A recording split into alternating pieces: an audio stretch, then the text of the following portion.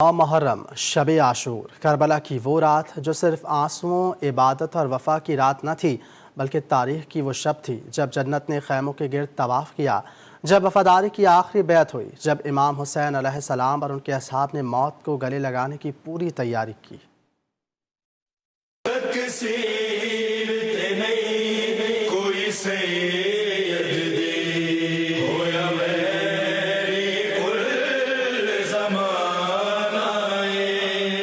محرم الحرام امتحان کی رات۔ کربلا کی تاریخ میں شاید کوئی رات ایسی نہیں جس میں وفا کا امتحان بھی ہو، صبر کی انتہا بھی ہو اور شہادت کی خبر بھی یقینی ہو۔ یہ شب عاشور تھی، کربلا کے شہیدوں کی آخری رات۔ رات اتر چکی تھی، فرات پر پہرے تھے، خیمے محاصرے میں تھے اور سب جانتے تھے کہ اگلی صبح زندگی اور موت کے درمیان آخری معرکہ برپا ہونے والا ہے۔ مگر حیرت یہ ہے کہ اس رات کربلا میں خوف نہیں تھا، بے چینی نہیں تھی، شکایت نہیں تھی۔ بہار الانوار میں لکھا ہے، جب عمر بن سعد نے حملے کی تیاری کی تو امام حسین نے اپنے بھائی عباس کو بھیجا اور فرمایا، ہم اس رات اپنے رب کی عبادت کرنا چاہتے ہیں، نماز پڑھنا چاہتے ہیں، قرآن کی تلاوت کرنا چاہتے ہیں۔ بہار الانوار میں روایت ہے کہ اس رات ہر خیمے سے دعا، تلاوت اور مناجات کی آوازیں بلند ہو رہی تھی اور یوں محسوس ہوتا تھا جیسے شہد کی مکھیوں کی بنبناہٹ پورے لشکر میں پھیل گئی ہو۔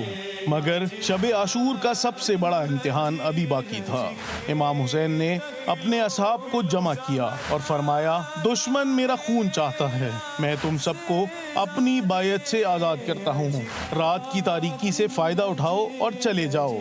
چراغ بجھا دیے گئے، راستہ کھول دیا گیا، زندگی بچانے کا موقع دے دیا گیا۔ مگر جب چراغ دوبارہ روشن ہوئے تو کوئی اپنی جگہ سے نہیں اٹھا تھا۔ مسلم بن اوسجہ، زہیر ابن قین، حبیب ابن مظاہر اور دیگر جانثاروں نے عرض کیا، اگر ہمیں 1000 مرتبہ قتل کر کے زندہ کیا جائے تب بھی آپ کا ساتھ نہیں چھوڑیں گے۔ یہ جنگ جیتنے کی تیاری نہیں تھی، یہ خدا کی وحدانیت اور دین محمد کو باقی رکھنے کی تیاری تھی۔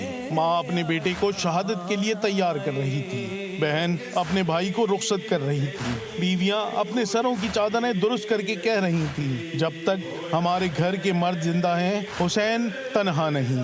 9 محرم ہمیں یہ سبق دیتی ہے کہ حق کا ساتھ دینا صرف تلوار اٹھانے کا نام نہیں، اصل امتحان یہ ہے کہ جب سب کچھ کھو جانے کا یقین ہو تب بھی انسان حق کا دامن نہ چھوڑے۔ شب عاشور آج بھی یہی پیغام دیتی ہے کہ صبح عاشور میں کامیاب وہی ہوتے ہیں جو رات عاشورہ میں وفا، صبر اور عبادت کا امتحان پاس کرتے ہیں۔